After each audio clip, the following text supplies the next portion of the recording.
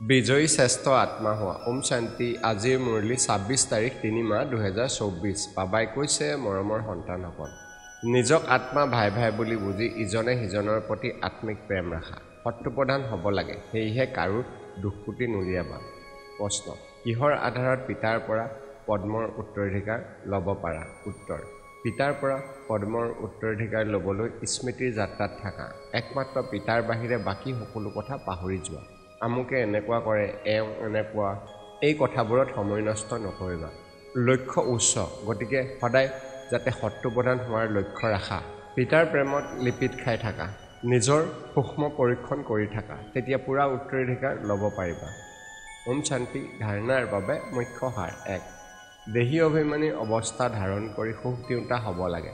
কাৰো দুখকুটি উলিয়াব নালাগে। পৰস্পৰৰ বহুত মৰম চেনেহেৰে থাকিব লাগে। মতভেদত আহিব নালাগে। 2. বাকী সকলো কথা এৰি এজন পিতাৰ পৰা গুণ আহৰণ কৰিব লাগে। শত্ৰুপ্ৰধান হোৱাৰ চিন্তা থাকিব লাগে। কাৰো কথা শুনিব নালাগে আৰু গ্লানিও কৰিব নালাগে। নিজক বৰ বুদ্ধিমান বুলি ভাবিবও নালাগে। বৰদান, সময় অনুসৰি নিজক পৰীক্ষণ কৰি পৰিৱৰ্তন কৰোঁতা সৰ্বদা বিজয়ী শ্ৰেষ্ঠ আত্মা হোৱা। শ্লোগান, মন বুদ্ধিক নিয়ন্ত্ৰণ কৰাৰ অভ্যাস থাকিলে ছেকেণ্ডত বিদেহী হ'ব পাৰিবা। ওম শান্তি।